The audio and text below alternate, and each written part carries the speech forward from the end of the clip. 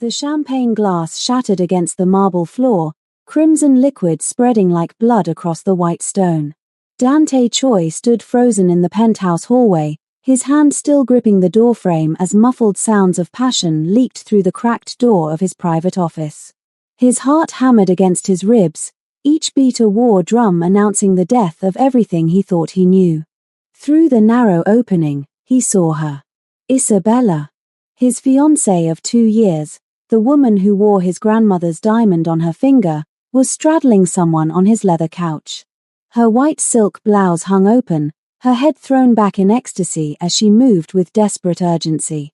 But it was the man beneath her that turned Dante's blood to ice. Victor. His identical twin brother. The face that mirrored his own, twisted now in pleasure as Isabella gasped his name like a prayer. God, you're nothing like him, Isabella moaned, her fingers digging into Victor's shoulders. Dante's so cold, so controlled. You make me feel alive. Victor's laugh was low and cruel. 3 more days, baby. Just 3 more days until New Year's Eve, and eclipse is ours. Everything he built, everything he owns, it all becomes ours. Dante's hand moved instinctively toward the gun holstered beneath his Tom Ford jacket. The weight of it was familiar, comforting. 1 bullet for Victor. 1 for Isabella. Simple. Clean. Justice delivered the way his world had always operated. A small hand gripped his wrist with surprising strength, yanking him backward. Dante spun, rage flooding his vision, ready to silence whoever had witnessed his humiliation. But the woman standing before him wasn't one of his security team. It was Zara, his mixologist, her dark eyes wide with urgency as she pressed a finger to her lips. Oga, not now, she whispered in Yoruba, the language of her Nigerian homeland, before switching to perfect Korean. Danger. Trust me. I know things. Dante stared at her, this woman he'd barely noticed in the 8 months since he'd hired her. Beautiful, yes, with skin like polished mahogany and an intelligence in her eyes that suddenly seemed far too keen for a bartender. She was supposed to be invisible, part of the background of his empire.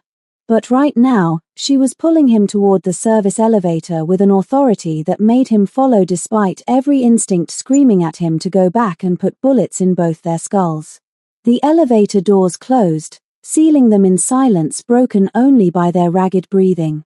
The descent to the wine cellar felt eternal, each floor a lifetime of betrayal replaying in Dante's mind. When they finally reached the bottom, Zara led him into the climate-controlled vault where thousands of bottles worth millions lined the walls. You need to see this, Zara said, pulling out her phone with trembling hands.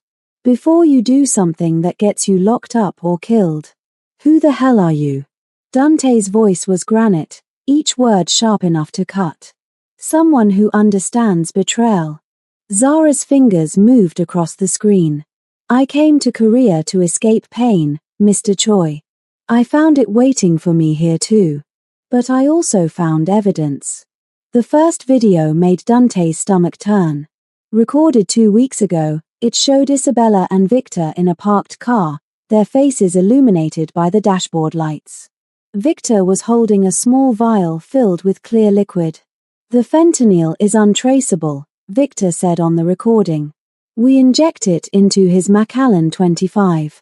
He drinks it at the New Year's Eve party, in front of everyone. Heart attack. Clean. Simple. The insurance alone is 80 billion won. Isabella's face filled the frame as she leaned closer. And the embezzlement. Marcus has been moving the money for 18 months. 12 billion won, all offshore. Once Dante's dead, the trail dies with him. The insurance payout covers everything, and we walk away rich and free. Zara swiped to the next video. This one showed Victor meeting with a man in a white coat, an envelope of cash changing hands. Just sign whatever I give you, doctor. Death certificate, toxicology report, everything. My brother dies of natural causes, and you retire to Jeju Island. The third video was dated 3 days ago. Isabella was alone in the penthouse, speaking on the phone. Yes, I'm sure. New Year's Eve. Everyone will be too drunk and too distracted to question anything. Dante Choi, the great nightclub king, overdoses celebrating his own success. Tragic. Poetic, even. Dante's hands were shaking now, rage and grief warring inside him. Why? The word came out broken. Why are you showing me this? Because I need you to listen to all of it before you decide what to do. Zara's voice was steady, calm in a way that grounded him. There's more, Mr. Choi. Much more. And you need to know everything before you act. She played another recording, this one clearly audio captured through a hidden microphone. Victor's voice again, but this time he was speaking to someone else. Marcus Chen. Dante's CFO and business partner for 10 years. The books are clean? Victor asked. As clean as blood money can be, Marcus replied. I've been skimming since you asked me to. Small amounts at first, then larger once I realized Dante trusted me completely. 12 billion won, exactly as planned. Once he's gone, I'll handle the insurance investigation. No one will ever know. And if they suspect, they won't. I've made sure every trail leads to dead ends. Your brother built an empire, but he was sloppy about the details. He trusted too much. That's his weakness, Victor. And it's going to kill him. The recording ended. Dante stared at the phone, his world crumbling around him. Not just Isabella. Not just Victor. But Marcus too. 3 people he'd trusted with his life, his business, his future. All of them plotting his murder. How long have you known? His voice was barely a whisper. 6 weeks for the murder plot. Longer for other things. Zara's expression was unreadable. Isabella sexually harassed me 2 months ago. Cornered me in the storage room, touched me inappropriately, told me I was exotic and she wanted to try something new. When I refused, she threatened to have me deported, said no one would believe the help over her. Zara's jaw tightened, old anger flashing in her eyes. I started recording everything after that. Just to protect myself. But then I overheard things. Conversations that didn't add up.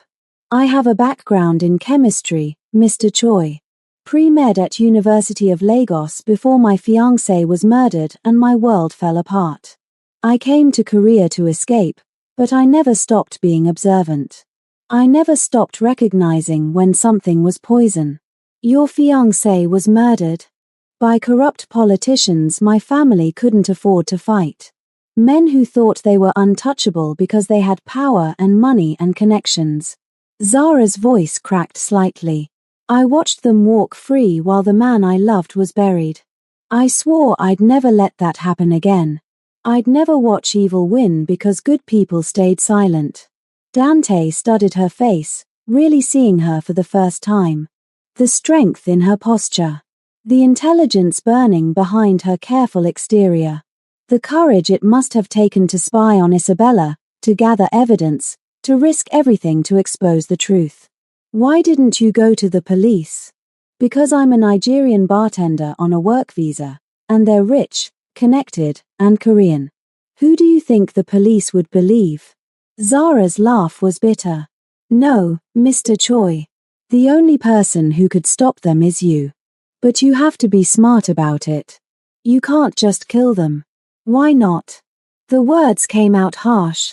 They were going to kill me. Because that makes you just like them. Zara stepped closer, her eyes locked on his. Because murder might satisfy your rage, but it won't satisfy your soul. I've seen what revenge without justice does to people, Mr. Choi. It destroys them. It turns them into the very monsters they're trying to defeat. So what do you suggest? I just let them try to poison me? No. Zara's smile was sharp and dangerous. I suggest we let them think they're going to poison you. And then we turn their trap into their prison. Dante felt something shift inside him, a calculation clicking into place. You want to expose them publicly. I want them to suffer the way they planned to make you suffer. I want them arrested, tried, convicted, and caged like the animals they are. I want their names destroyed, their reputations ruined, their freedom stolen. I want justice, Mr. Choi. Real justice. The kind that lasts. That's not how my world works. Then maybe it's time your world changed. Zara held his gaze, unflinching. You have 3 days until New Year's Eve. 3 days to decide what kind of man you want to be. The kind who puts bullets in people and spends the rest of his life looking over his shoulder. Or the kind who's smart enough, patient enough, and strong enough to win the right way. Dante was silent for a long moment, the weight of her words settling over him. Finally, he asked, what would you need to make this work? Your trust. Your team. And your willingness to play the role of your life. Zara's expression softened slightly. I can't promise it won't hurt, Mr. Choi. Watching them pretend to love you for 3 more days while knowing what they're planning, that's going to be torture.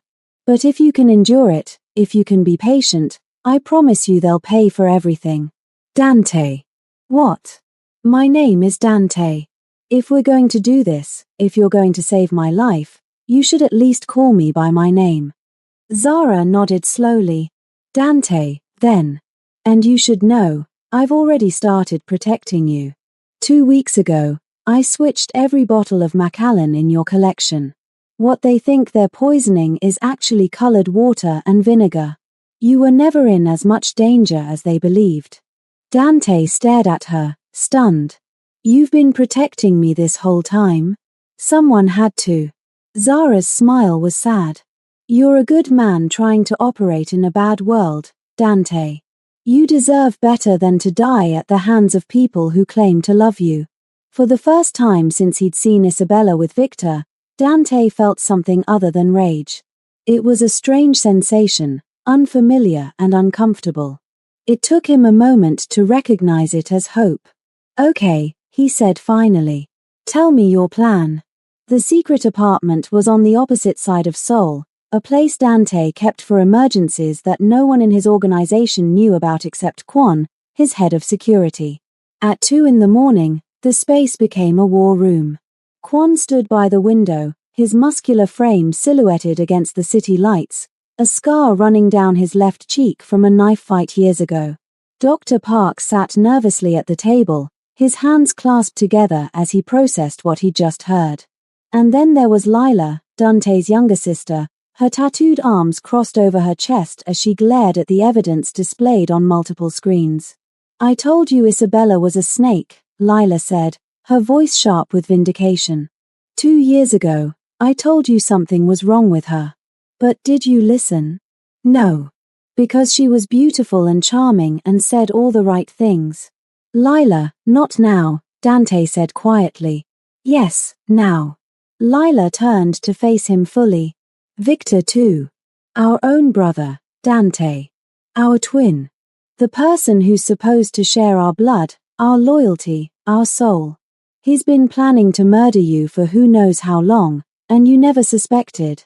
I suspected he was ambitious. I didn't suspect he was a killer. Kwon spoke from his position by the window, his voice gravelly from years of smoking. I'll handle it, boss. Give me 2 hours. Victor disappears in the Han River. Isabella has an unfortunate accident. Marcus gets his throat cut in a robbery gone wrong. Clean. Untraceable. Problem solved. No, Dante said firmly. No. Kwon turned, his expression incredulous.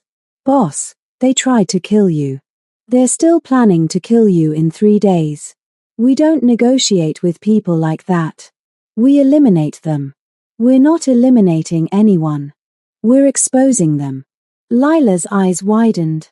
You're going to let them live? Are you insane? I'm choosing justice over revenge, Dante said, his gaze shifting to Zara, who stood quietly in the corner. Someone recently reminded me there's a difference. Dr. Park cleared his throat nervously. If you want to expose them publicly, you'll need undeniable proof. The videos Zara collected are good, but a smart lawyer could argue they were edited or taken out of context. You need more. You need them to incriminate themselves so completely that no defense in the world could save them. That's where you come in, Doctor, Zara said, stepping forward. We need you to help fake Dante's reaction to the poison. Make it look real enough that they believe it's working, but controlled enough that we can reveal the truth when we're ready. Dr. Park nodded slowly. I can do that. Medication to dilate the pupils, increase heart rate, induce mild convulsions. It'll look like cardiac arrest, but Dante will be fully conscious and in control the entire time. And I'll handle the technical side, Lila said, her anger transforming into something sharper and more focused. She moved to her laptop, her fingers flying across the keyboard. I've already hacked Isabella's phone and Victor's laptop. I can see every text, every email, every search. I'll also tap into Eclipse's security system and add hidden cameras in places they'd never think to check. By the time New Year's Eve arrives, we'll have eyes and ears everywhere. Kwon still looked skeptical. This is too complicated. Too many moving parts. One thing goes wrong, and the boss is actually dead. Nothing will go wrong, Zara said with quiet confidence. Because we're going to control every single variable. The bottles, the timing, the location, the witnesses. By the time they realize they've been played, it'll be too late. Dante watched her as she spoke, noting the way the others in the room had begun to defer to her despite her supposedly low status in his organization. There was a natural authority in the way she carried herself, a strategic mind that saw 3 steps ahead. She wasn't just smart. She was dangerous in the best possible way. There's one more thing, Zara continued. We need Victor to confess more than just the murder plot. According to the financial records I've been able to access, the embezzlement started 3 years ago. That's the same time your mother died, Dante. The room went silent. Dante's jaw clenched, old grief rising like a tide. My mother committed suicide. She had depression, she'd been struggling for years. What does that have to do with Victor? Maybe nothing, Zara said carefully. Or maybe everything.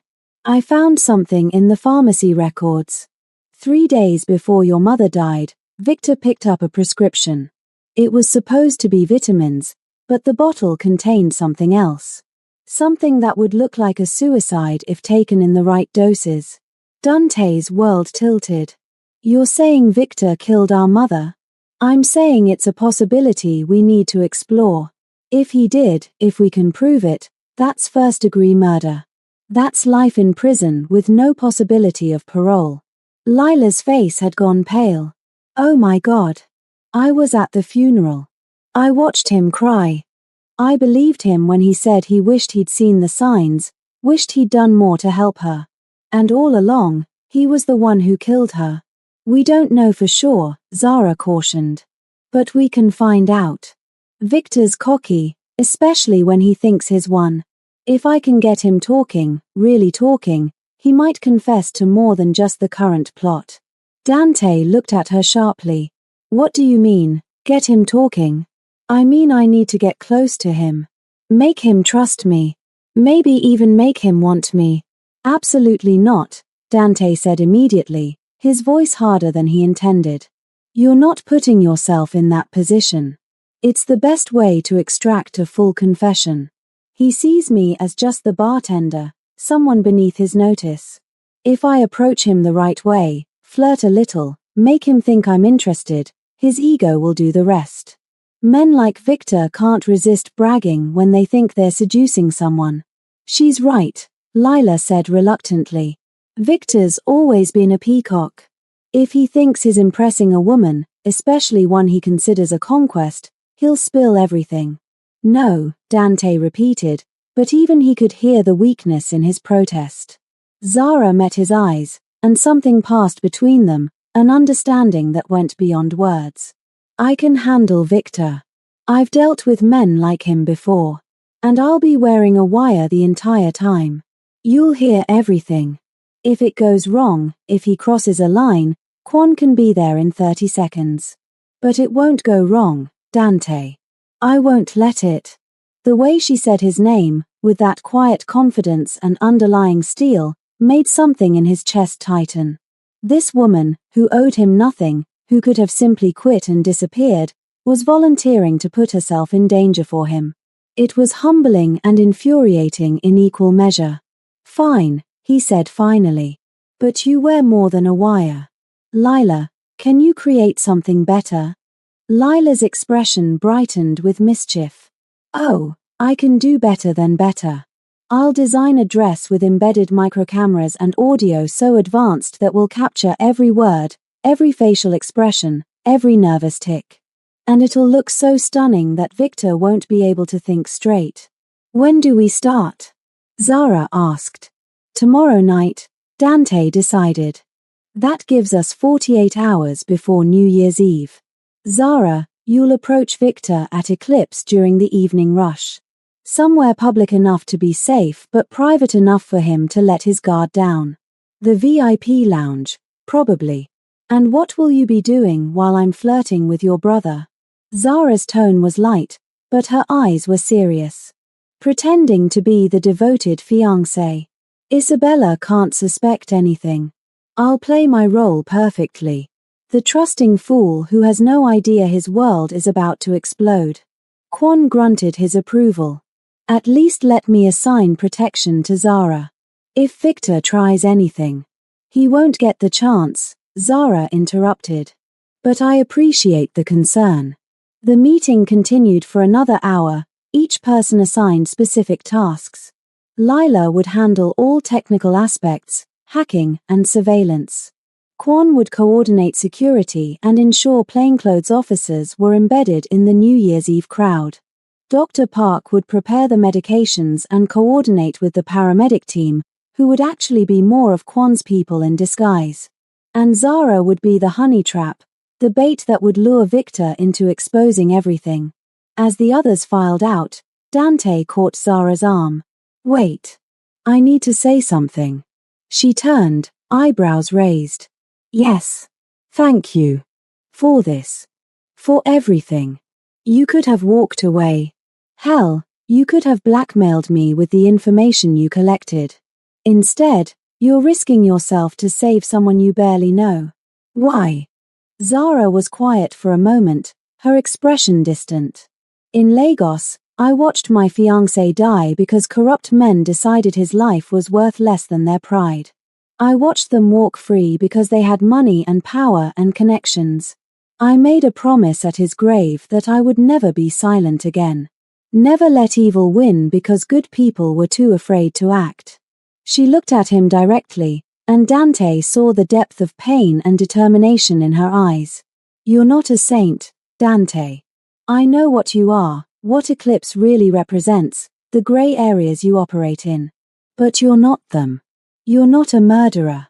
You're not someone who poisons family members for inheritance. And if I can help stop people like Victor and Isabella and Marcus, then I have to try. Because if I don't, then my fiancé died for nothing." Dante felt something shift inside him, a crack in the armor he'd built around his heart. This woman, this brilliant, brave, beautiful woman, was making him want to be better. Not just for the plan, not just to defeat his enemies, but for himself. "I won't let anything happen to you," he said quietly. "Whatever it takes, I'll keep you safe." "I know," Zara said, and she smiled, a real smile that transformed her face. "Because you're one of the good ones, Dante. You just forgot for a while. I'm going to help you remember." Then she left, leaving Dante alone in the apartment with nothing but his thoughts and the growing realization that somewhere in the last few hours, Zara Okonkwo had become far more important to him than any employee had a right to be. Saturday night arrived with the weight of inevitability. Eclipse pulsed with energy, 3 levels of Soul's elite drowning themselves in expensive liquor and expensive company. Dante stood in his private office overlooking the main floor, watching the crowd through one-way glass while Isabella hung on his arm like a designer accessory. "Darling, you seem distracted," Isabella said, her perfectly manicured nails trailing down his chest. "Is something wrong?" Just thinking about the New Year's Eve announcement, Dante lied smoothly. Selling Eclipse is a big decision. But the right one, Isabella purred. We deserve to enjoy life, not work ourselves to death managing a nightclub. Think of all the traveling we could do. Paris, Monaco, the Maldives. Dante forced himself to smile at her, to lean down and kiss her forehead the way he used to before he knew she was planning his murder. Her perfume was cloying, overwhelming. How had he never noticed how fake everything about her was? The smile that never reached her eyes. The affection that only appeared when others were watching. The way she touched him like he was a possession, not a person. You're right, he murmured against her hair. We deserve everything. Isabella's phone buzzed. She checked it, and Dante saw her expression shift, just for a second, into something calculating and cold. I need to take this. Girl emergency. You know how it is. She disappeared onto the balcony, and Dante immediately pulled out his own phone. Lila had installed tracking software on Isabella's device. He watched as a text conversation appeared on his screen in real time. Victor, is he suspicious? Isabella, no. Still the same trusting idiot. Monday night, everything changes. Victor, the doctor confirmed the death certificate is ready to sign. Marcus has the insurance paperwork prepared. We're golden. Isabella, I'm so tired of pretending to love him. Of letting him touch me. After Monday, I never have to fake it again. Victor, 2 more days, baby. Then we're free. Dante's jaw clenched so hard his teeth ached. 2 more days. They were counting down to his death like it was a vacation they'd been planning. He forced himself to breathe, to remember the plan, to channel his rage into something useful. Across the club, he spotted Zara. She transformed herself for the evening, wearing a red dress that hugged every curve, her natural hair styled in elegant curls that framed her face. She looked expensive, sophisticated, nothing like the bartender who usually worked in comfortable flats and a simple uniform. As planned, she was sitting alone at the bar on the 2nd level, sipping champagne and looking like she belonged there. Dante watched as Victor appeared, right on schedule. His brother looked almost exactly like him, same height, same build, same face. But where Dante kept his hair short and professional, Victor wore his longer, swept back. And there was a tattoo on Victor's neck, a small serpent that seemed fitting now. Victor slid onto the stool next to Zara, his smile predatory. Don't I know you? Zara glanced at him, her expression perfectly calibrated between interested and aloof. Maybe. I work here sometimes. The bartender, Victor said, snapping his fingers. But you look different tonight. Not working. Night off, Zara replied, taking another sip of champagne. Thought I'd see what the other side looks like. And? What do you think? Honestly, it's just as fake up here as it is behind the bar. Just more expensive. Victor laughed, genuinely amused. You're not like the usual crowd. Most people up here are desperate to impress. You don't seem to care. I've learned that people worth knowing don't need to be impressed. They're either worth your time or they're not. And which am I? Zara turned to face him fully, and Dante watched her expression shift into something that looked like attraction but was really calculation. I haven't decided yet. In his office, Dante watched the interaction on the security feed, listening through the hidden microphone in Zara's dress. Every word was being recorded, every frame captured in high definition. But watching Victor lean closer to her, watching his brother's hand rest on the bar dangerously close to hers, made Dante's blood burn. Boss, you're going to break that glass, Quan said from behind him. Dante looked down. He'd been gripping his whiskey so hard the crystal was cracking. He set it down carefully. I'm fine. You're not fine. You're watching another man flirt with a woman you care about. I don't care about her. She works for me. Keep telling yourself that, Quan said dryly. But maybe tell your face too. You look like you want to put your brother through a wall. On the screen, Victor was ordering another bottle of champagne. The expensive kind, the kind meant to impress. He was pouring Zara a fresh glass, his body language open and confident. Everything about him screamed entitlement, the assumption that he could have whatever and whoever he wanted. "You know what I like about you," Victor said, his voice clear through the hidden microphone. "You're real. No games, no pretense. Most women I meet are only interested in what I can give them. And you're not interested in what you can take from them?" Zara asked, her tone light but pointed. Victor's smile widened. "Touché. But maybe we're more alike than different. Two people who see through the bullshit. Who understand that this world is built on taking what you want before someone else takes it from you. That's a cynical view. That's a realistic view. Take my brother, for example. Dante built this empire through ruthlessness, but now he's gone soft. Talking about selling Eclipse, settling down, playing house. He's forgotten that the moment you stop being a shark, you become prey." Zara leaned in slightly, and Dante's hands clenched into fists. "And you? Are you a shark? The biggest one in the water, beautiful. And I'm about to feed. That sounds dangerous. Only for people who get in my way." They talked for another hour, Victor becoming progressively drunker and more careless. He bragged about the Lagos deal, about his business acumen, about how he'd always been smarter than his brother, but Dante got all the credit because he was born first. Just by 11 minutes, but it was enough for their father to choose him as the heir. "Must be frustrating," Zara said sympathetically, being just as capable but always second. "Not for much longer," Victor said, and there was something dark in his voice. "By Tuesday, everything changes. I'll finally get what I deserve." "Tuesday? What happens Tuesday?" Victor caught himself, his expression shifting into something more guarded. "Business deal. Big one. Can't talk about it yet, but let's just say my fortunes are about to improve dramatically." "I like the sound of that," Zara said, placing her hand on his arm. "Maybe when your fortunes improve, you can take me somewhere nice. Show me more of this world you're conquering." Victor's eyes darkened with desire. "I can take you somewhere nice right now. I have a private room upstairs. We could get to know each other better. Much better." "Tempting," Zara said, "but I don't do private rooms on first meetings." "Call it a rule. Rules are meant to be broken." "Some are," Zara agreed. "But this one keeps me safe. You understand, don't you?"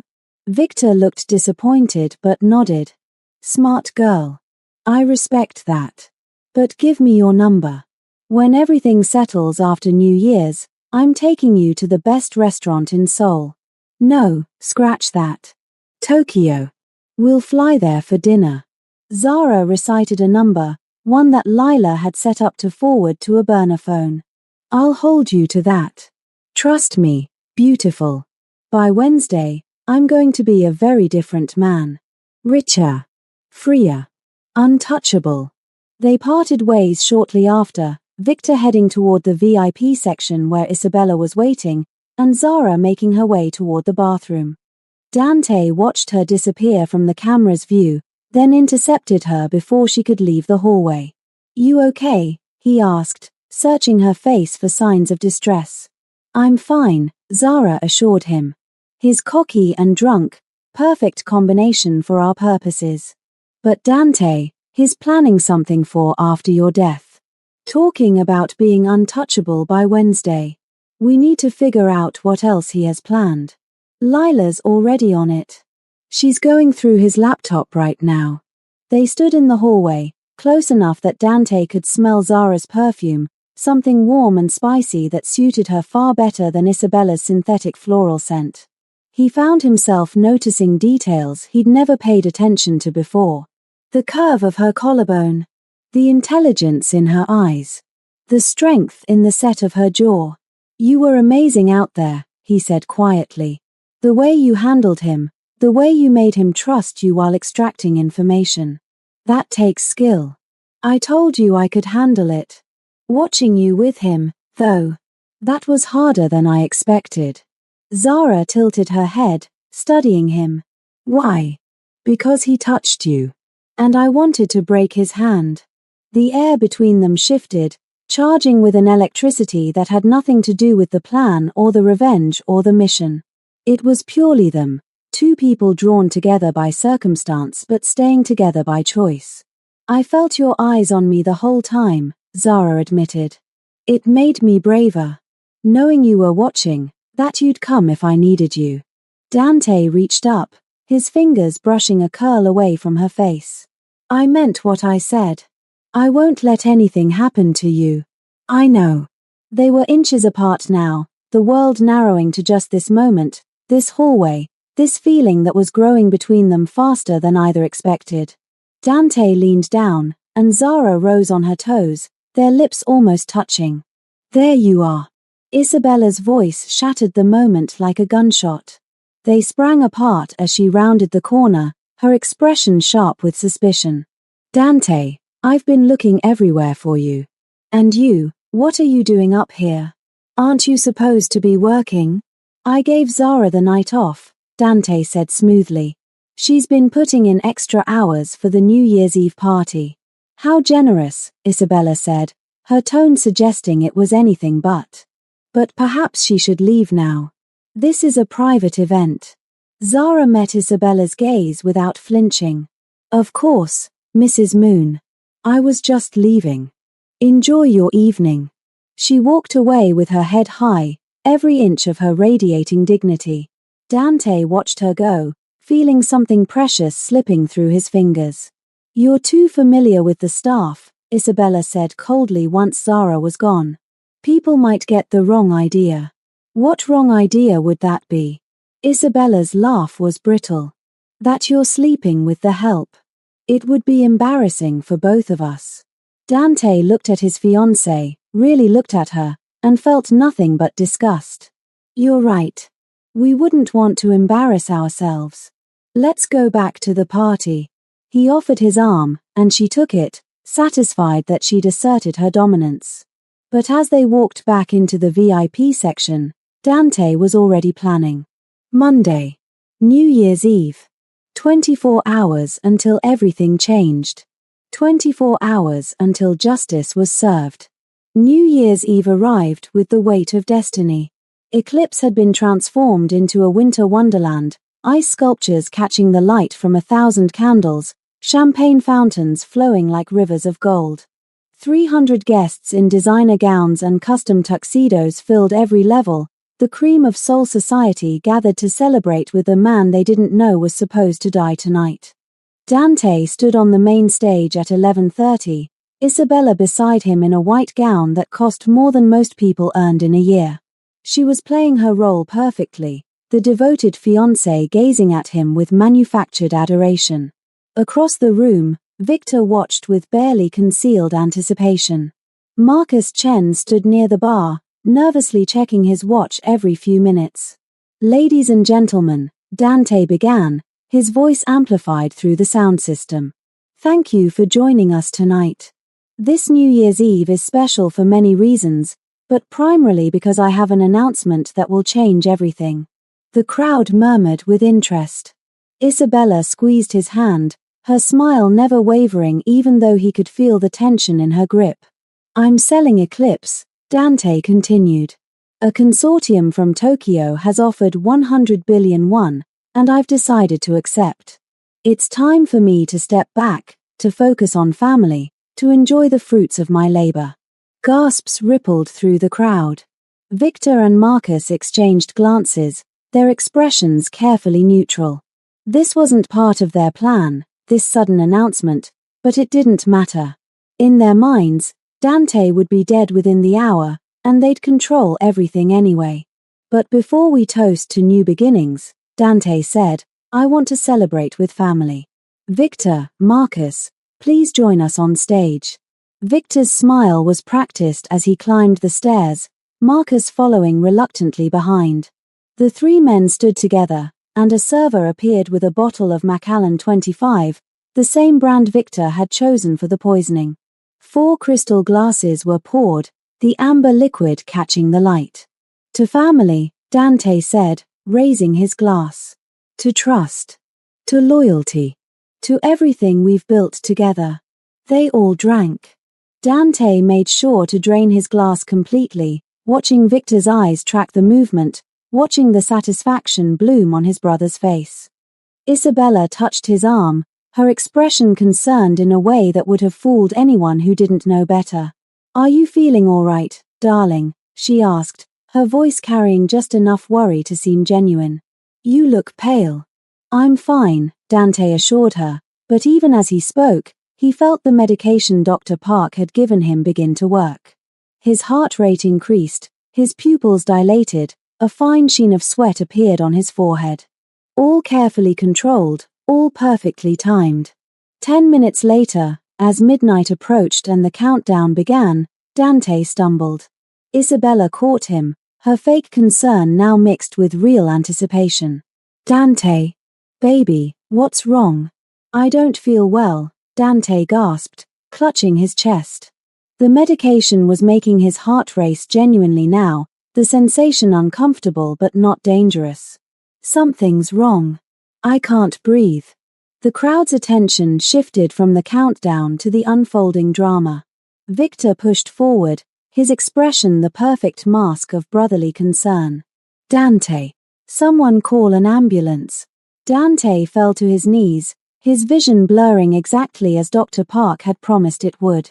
Through the haze, he saw Zara near the bar, her face a picture of controlled terror that only someone who knew the truth could recognize as acting. He saw Quan moving through the crowd, positioning himself strategically. He saw Isabella's tears, so convincing, so completely false. "Help him!" Isabella screamed. "Please, someone help him." Dr. Park appeared with his team, the fake paramedics playing their roles perfectly. They loaded Dante onto a gurney, strapped him down, began performing the motions of emergency care. Dante let his body go limp, let his eyes roll back, let everyone believe he was dying. And then, just as they began wheeling him toward the exit, he sat up. The effect was instantaneous. Gasps turned to confused silence. Isabella's tears stopped mid-sob.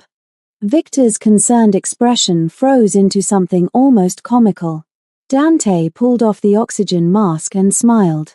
"I died 3 years ago." The crowd didn't understand, not yet, but Isabella and Victor did. Dante saw the realization dawn on their faces, saw the moment they knew they'd been played. 3 years ago, Dante continued, his voice strong and clear now, amplified so everyone could hear. "My mother took pills she believed were vitamins. She died in her sleep. I blamed myself. I thought I'd missed the signs of her depression. But she wasn't depressed, was she, Victor?" The giant screens throughout Eclipse flickered to life, and video began to play. Victor in a pharmacy, buying pills. The date stamp showed 3 days before their mother's death. Then Victor meeting with a corrupt doctor, money changing hands. Then their mother's medical file, showing pills in her system that weren't vitamins at all but a carefully measured dose of something far more sinister. "You killed our mother," Dante said, his voice breaking despite himself. "You murdered her for her inheritance, and I never knew. I grieved with you. I trusted you. And all along, you were the monster." Victor's face had gone white. "That's not you can't prove." "I can prove everything," Dante interrupted. "Lila, continue." More videos played. Isabella and Victor's first meeting, their conspiracy taking shape. Victor explaining how he'd killed their mother, how he'd gotten away with it, how he planned to do the same to Dante. The affair, captured in enough detail to be damning but edited to preserve some dignity. The financial fraud, Marcus's emails showing 12 billion won stolen over 18 months. And then the final video. Victor with Zara just 2 nights ago, drunk and bragging. "I killed our mother." Made it look like suicide. Dante never knew. And in 2 days, he'll be dead too. Heart attack. Clean. Simple. And I'll finally have everything. The crowd was in shock, phones out and recording, the videos already going viral on social media. There would be no covering this up, no expensive lawyers making it disappear. The truth was out, broadcast to hundreds of witnesses and thousands more online. Isabella tried to run. She kicked off her heels and bolted for the exit, but Kwon was there, blocking her path. She spun, looking for another escape, but plainclothes police officers were everywhere, closing in from all sides. "No," Isabella screamed, clawing at Kwon as he restrained her. "This is insane. He's lying. All of it is fabricated. The evidence has been verified by independent forensic experts," a voice said from the entrance. Detective Shin walked in, his badge held high. "Kim Isabella, Park Victor, Chen Marcus, you're all under arrest for conspiracy to commit murder, embezzlement, and in Victor's case, first-degree murder of Kim Grace 3 years ago." Marcus dropped to his knees, sobbing. "I was forced. They threatened me. Please, I didn't want to do it." Victor said nothing, his jaw clenched, his eyes locked on Dante with pure hatred. This was the face of his twin, the mirror image that should have been his ally, his brother, his blood. Instead, it was the face of a stranger who'd been willing to kill him for money and power.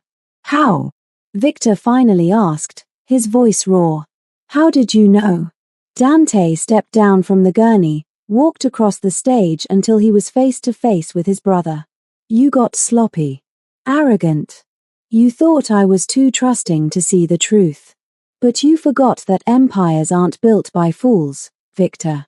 They're built by people smart enough to surround themselves with loyalty that actually means something." He turned, and Zara stepped forward from the crowd. She was still in her red dress, still beautiful, but now everyone could see the small camera embedded in the fabric, the microphone hidden in the jewelry she wore. "Meet Zara Okonkwo," Dante said. "Forensic chemistry consultant. The woman who saved my life by being brave enough to gather evidence when everyone else looked away. The woman who taught me that justice is worth more than revenge." Isabella lunged at Zara, screaming obscenities, but the officers held her back. "You bitch. You're just the help. No one will believe you." "They already do," Zara said calmly. "Because unlike you, I told the truth." As the arrests were processed, as Victor and Isabella and Marcus were read their rights and led away in handcuffs, Dante found himself standing alone on the stage. The crowd had begun to disperse, guests leaving quickly, not wanting to be associated with the scandal. Eclipse, his kingdom, his empire, would never be the same. But as Zara climbed the stairs to stand beside him, as she took his hand without hesitation or fear, Dante realized something profound. He didn't care about Eclipse anymore. He didn't care about the empire or the reputation or the power. All he cared about was standing here with this woman who'd chosen truth over safety, who'd risked everything for a man she barely knew, who'd shown him what real courage looked like. "It's over," Zara said softly. "No," Dante replied, pulling her close. "It's just beginning." He kissed her then, in front of the remaining witnesses, in front of the cameras still recording, in front of the world.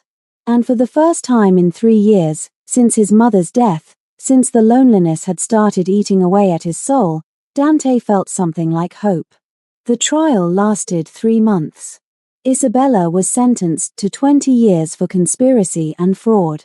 Marcus got 15 for embezzlement and accessory to attempted murder. But Victor received 40 years, 20 for their mother's murder and 20 more for the attempted murder of Dante. The judge called it one of the most heinous cases of family betrayal he'd ever seen. Dante attended every day of the trial, Zara beside him, their fingers intertwined. He testified about his mother, about the grief he'd carried, about the guilt of thinking he'd missed the signs when there had been no signs to miss. He cried on the stand, something the old Dante would have been ashamed of, but the new Dante understood that tears weren't weakness. They were proof that he'd loved, that he'd lost, and that he was strong enough to survive both. 6 months after the trial, Dante restructured his business completely. Eclipse became a legitimate entertainment company, No more gray areas, no more questionable dealings. He established the Grace Kim Foundation for Crime Victims, named after his mother, dedicated to helping people get justice when the system failed them. And Zara, brilliant Zara, completed her chemistry degree and joined him not as an employee but as an equal partner. They opened Eclipse Lagos together, a fusion restaurant and cultural center that celebrated both Korean and Nigerian heritage. It was beautiful, successful, and most importantly, built on honesty. 1 year after New Year's Eve, on a private beach in Jeju Island, Dante knelt in the sand and asked Zara to marry him. She said yes before he could finish the question, laughing and crying at the same time, tackling him into the surf where they kissed like teenagers, tasting salt and joy and future. Their wedding was small, intimate, a blend of two cultures and two hearts that had found each other in the darkest circumstances and chosen to build something luminous. Lila was Zara's maid of honor. Kwon walked Zara down the aisle, the gruff security chief crying more than anyone. Dr. Park officiated, his hand steady as he pronounced them husband and wife. 2 years later, in a hospital room filled with flowers and laughter, Zara gave birth to their daughter. They named her Grace Mi Choi, Grace for Dante's mother and Mi for beauty in Korean. She had her mother's eyes and her father's smile, and when Dante held her for the first time, he wept with gratitude for the life he'd almost lost and the life he'd gained instead. 5 years after that terrible New Year's Eve, Dante stood on the rooftop garden of Eclipse Seoul, watching the sunset paint the sky in shades of gold and rose. Grace was 4 now, running through the garden with her little brother David, their laughter the sweetest sound he'd ever heard. Zara stood beside him, her hand on his chest, feeling his heartbeat, steady and strong. "Do you ever think about that night?" she asked. "Every day," Dante admitted. But not with anger anymore. With gratitude. For what? For you. For choosing truth when lies would have been easier. For being brave when I'd forgotten how. For saving my life and teaching me how to live it. Zara turned to face him, her eyes soft with love. "You saved yourself, Dante. You chose justice over revenge. You chose to become better instead of bitter. That was all you." "We did it together," Dante corrected, pulling her close. "Everything worth doing, we did together." Their children ran over, Grace demanding to be picked up, David clinging to his mother's legs. They stood there as a family, watching Seoul transform from day to night, watching their empire of light replace the empire of shadows, watching their future unfold with possibility. Isabella was denied parole that year. Victor would die in prison 7 years later, unrepentant to the end. Marcus was released early for good behavior, but he lived a quiet life, forever haunted by his choices. Their stories ended in darkness, in cages of their own making. But Dante and Zara's story continued, growing and evolving, a testament to the truth that sometimes the greatest revenge against those who try to destroy you is simply to live. To love. To build something beautiful from the ashes of betrayal. To choose light when darkness would be easier. Years later, when Grace asked her father about how he met her mother, Dante would smile and say, "She saved my life. And I spent every day after trying to be worthy of that gift." And Zara would laugh and correct him, "We saved each other." Because that was the truth. Not the dramatic truth of poisoned drinks and dramatic reveals, but the deeper truth beneath. Two broken people who found each other in the darkness and chose to walk into the light together, hand in hand, heart to heart, building a life that honored the ones they'd lost and celebrated the ones they'd gained. Sometimes salvation comes from the most unexpected places. Sometimes it wears a red dress and carries evidence in hidden cameras. Sometimes it speaks with an accent and refuses to be silent in the face of evil. Sometimes it simply says, "I won't let you face this alone." And sometimes, if you're very lucky, salvation stays. It builds a life with you. It gives you children who laugh in gardens at sunset. It shows you that the greatest empire isn't built on power or money or fear, but on trust and truth and love that refuses to break even when tested by betrayal. That was Dante and Zara's story. Not a fairy tale, but something better. Something real. Something that proved that even in the darkest night, even when surrounded by enemies wearing familiar faces, even when death seems certain and hope seems foolish, there is always a choice. Choose truth. Choose courage. Choose love. And if you're lucky enough to find someone who chooses you back, hold on tight and never let go. If you enjoyed this story of betrayal, justice, and unexpected love, please hit that like button, drop a comment telling us what you thought of Dante and Zara's journey, and subscribe for more compelling stories that will keep you on the edge of your seat. What would you have done in Dante's position? Would you have chosen revenge or justice? Let us know in the comments below.